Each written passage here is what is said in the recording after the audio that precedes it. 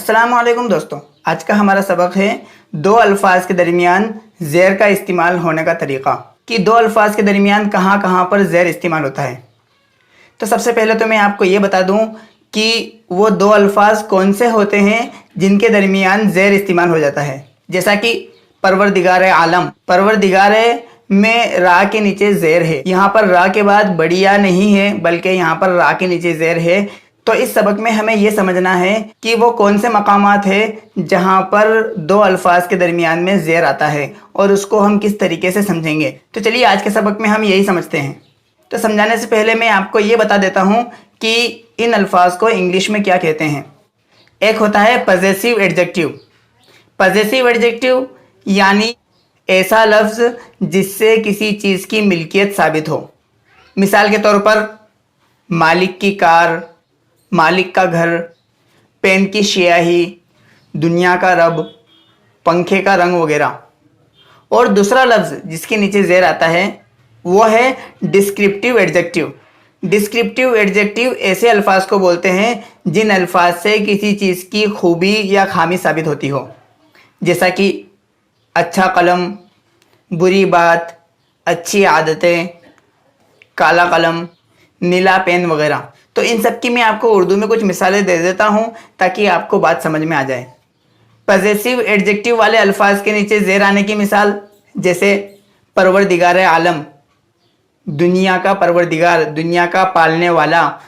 तो यहाँ पर परवरदिगार और आलम इन दोनों के बीच में ज़ेर आया है। यहाँ पर बढ़िया नहीं आएगी बल्कि यहाँ पर ज़ेर आएगा। और डिस्क्रिप्टिव एडजेक्टिव के नीचे ज़ेर आने की मिसाल, जैसे कुरान पाक, काबिल एतिबार, संगे सियाह वगैरह। कुरान पाक में कुरान और पाक के दरमियान ज़ेर आया है। इसी तरीके से संगे सियाह, इसमें संग और सियाह के बीच में ज़ेर आया है। यहाँ पर दो अल्फाज के बीच में ज़ेर ही आया है। इसको कभी भी आप बढ़िया नहीं पढ़ेंगे क्योंकि यहाँ पर बढ़िया नहीं है। इन सब की मिसाल मैं आपके सामने बोर्ड पर लिखकर समझा देता हूँ ताकि आपको और मज़ीद आसानी से समझ में आ जाए। तो चलिए शुरू करते हैं। पजेसिव एडजेक्टिव की मिसाल, जैसे रसूल खुदा। इस मिसाल में लाम के नीचे ज़ेर आया है। रसूल खुदा यानी खुदा का रसूल, ये पजेसिव एडजेक्टिव है। यहाँ पर लाम के नीचे हम ज़ेर लिखेंगे। ये चीज़ मैंने आपको बताना इसलिए ज़रूरी समझी कि कहीं आप इसको इस तरीके से ना लिख दें कि रसूल खुदा बोल रहे हैं, यानी हम इसको इस तरीके से लिखेंगे। रसूल खुदा हम इस तरीके से नहीं लिखेंगे, ये गलत है। और डिस्क्रिप्टिव एडजेक्टिव की मिसाल, जैसे रश्के कमर। यहाँ पर काफ के नीचे ज़ेर है तो लिखने में हम काफ के नीचे ज़ेर लिखेंगे, यहाँ पर बढ़िया नहीं लगाएंगे। रश्के कमर यानी वो चीज़ जिस पर चांद भी रश्क करता हो। इसी तरीके से कलाम पाक, कलाम पाक यानी पाक कलाम, तो ये भी डिस्क्रिप्टिव एडजेक्टिव की मिसाल है। यहाँ पर हम ज़ेर लिखेंगे। दोस्तों, इन अल्फाज को समझना आपके लिए बहुत ही ज़रूरी है क्योंकि उर्दू पढ़ने के दरमियान ऐसे अल्फाज बहुत सारे आते हैं जहाँ पर दो अल्फाज के बीच में ज़ेर लिखा हुआ होता है और पढ़ने के दौरान आपको वहाँ पर ज़ेर पढ़ना है और लिखने के दौरान ऐसा लफ्ज़ अगर आ जाए तो वहाँ पर आपको ज़ेर लिखना है। ये चीज़ बताना मैंने इसलिए ज़रूरी समझा कि कहीं आप ज़ेर के बजाय बड़ी या न लिख दें। जैसे कलाम पाक, इसमें कलामे मीम के बाद एक ही आवाज़ है तो आप यहाँ पर बढ़िया लिख दें, ऐसा नहीं है, बल्कि यहाँ पर बड़ी या के बजाय ज़ेर आएगा। जैसे कलाम पाक, कुरान करीम, यहाँ पे नून के नीचे ज़ेर आएगा, न कि कुरान नून के बाद बढ़िया है, ऐसा बिल्कुल भी नहीं है। तो ये चीज़ समझना आपके लिए बहुत ही ज़रूरी है। मिसाल के तौर पर वालिद मोहतरम, यहाँ पर दाल के नीचे ज़ेर आएगा। चेहरे अनवर, यहाँ पर ह के नीचे ज़ेर आएगा। नाते पाक, इसमें त के नीचे ज़ेर आएगा। कुरान करीम, यहाँ पर नून के नीचे ज़ेर आएगा। बरदरान इस्लाम, यहाँ पर नून के नीचे ज़ेर आएगा। साले नौ, नया साल, यहाँ पर लाम के नीचे ज़ेर आएगा। मालिक दो जहाँ, यहाँ पर काफ के नीचे ज़ेर आएगा।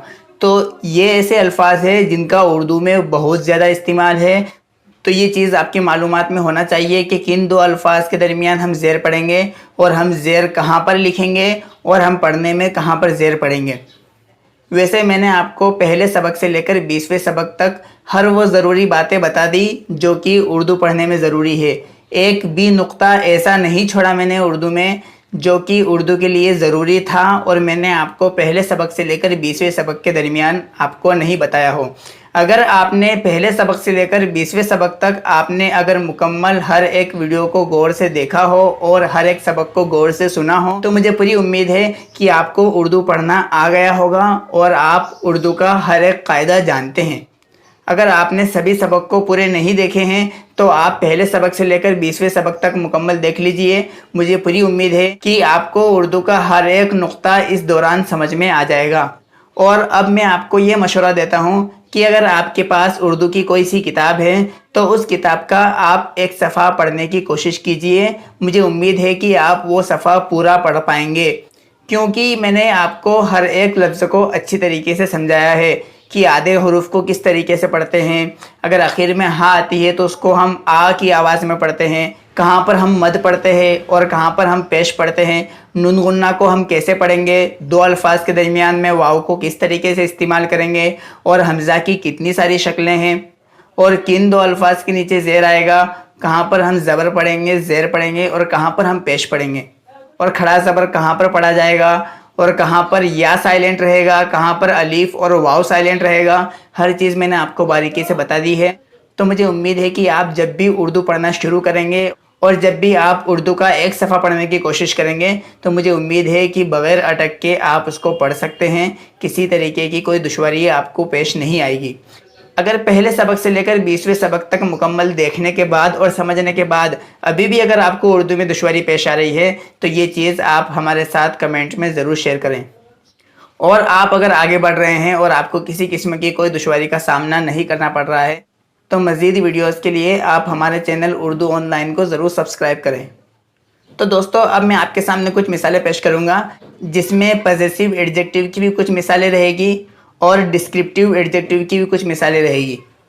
تو کون سا لفظ پوزیسیو ایڈجیکٹیو ہے اور کون سا لفظ ڈسکرپٹیو ایڈجیکٹیو ہے یہ آپ کو اس لفظ کے معنی سے پتہ چلے گا۔ جیسا کہ والد محترم، اس کا معنی ہے ریسپیکٹڈ فادر، تو یہ ڈسکرپٹیو ایڈجیکٹیو ہے۔ اور پوزیسیو ایڈجیکٹیو کی مثال جیسا کہ پروردگار عالم، دنیا کا پروردگار، گاڈ آف دی ورلڈ، تو یہ پوزیسیو ایڈجیکٹیو ہے۔ تو کون سا ڈسکرپٹیو ایڈجیکٹیو ہے اور کون سا پوزیسیو ایڈجیکٹیو ہے، اس چیز کی تمیز آپ الفاظ کے معنی سے ہی کر سکتے ہیں۔ تو چلیے ہم مثالیں شروع کرتے ہیں۔ مثالیں شروع کرنے سے پہلے آپ یہ بات ذہن نشین کر لیجئے کہ جن الفاظ کے معنی میں کا، کے، کی یا را، رے، ری والے الفاظ رہیں گے وہ الفاظ پوزیسیو ایڈجیکٹیو ہوتے ہیں اور باقی کے الفاظ ڈسکرپٹیو ایڈجیکٹیو ہیں۔ آپ کی آسانی کے لیے میں ہر ایک لفظ کا معنی بھی بتاؤں گا۔ تو چلیے ہم مثالیں شروع کرتے ہیں۔ پوزیسیو ایڈجیکٹیو کی مثالیں: آداب گفتگو، گفتگو کے آداب، روز قیامت، قیامت کا دن، حافظ قرآن، قرآن کا حافظ، عالم دین، دین کا عالم، مالک دو جہاں، دو جہانوں کا مالک، رحمت الہی، خدا کی رحمت، نماز فجر، فجر کی نماز، نماز مغرب، مغرب کی نماز، یوم وفات، موت کا دن، رسول خدا، خدا کے رسول، لائق اعتبار، یقین کے لائق، راہ حق، سچائی کا راستہ، نور ہدایت، ہدایت کا نور، خالق کائنات، دنیا کا پیدا کرنے والا، نور خدا، خدا کا نور، جان من، میری جان، جنگ بدر، بدر کی جنگ، میدان کربلا، کربلا کا میدان، قابل قبول، قبول کرنے کے قابل، شریک حیات، زندگی کا ساتھی، دعوت اسلام، اسلام کی دعوت۔ ڈسکرپٹیو ایڈجیکٹیو کی مثالیں: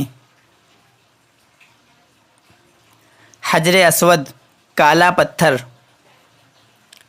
درود پاک، پاک درود. نیت بد بد نیت بری نیت. عادت نیک نیک عادت. نعت پاک پاک نعت. والد محترم احترام کرنے کے لائق باپ. قرآن مجید بلند بالا قرآن. کلام اقبال اقبال کی بات. دختر نیک نیک بیٹی. دار فانی ختم ہونے والا گھر.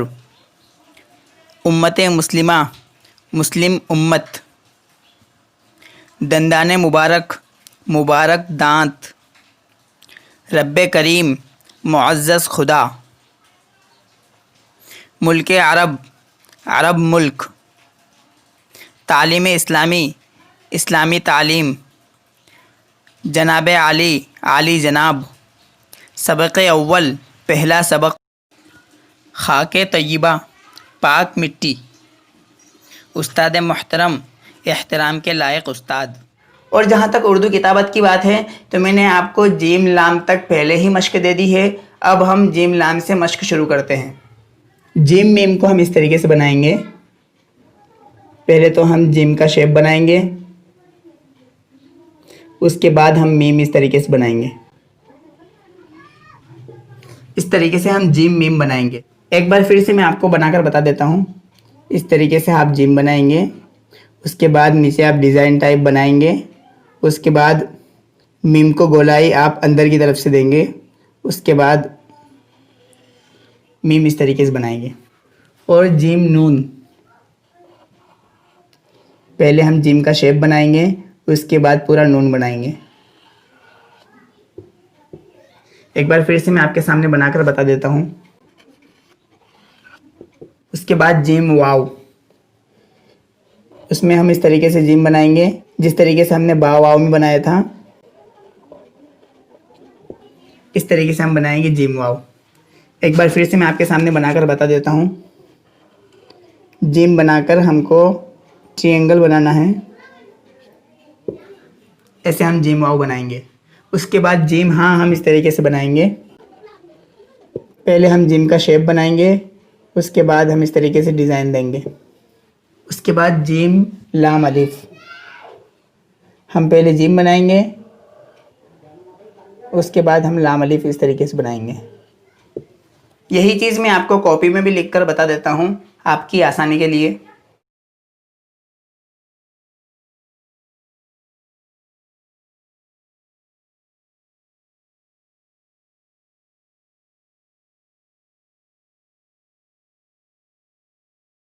دوستو آج کے لیے صرف اتنا ہی.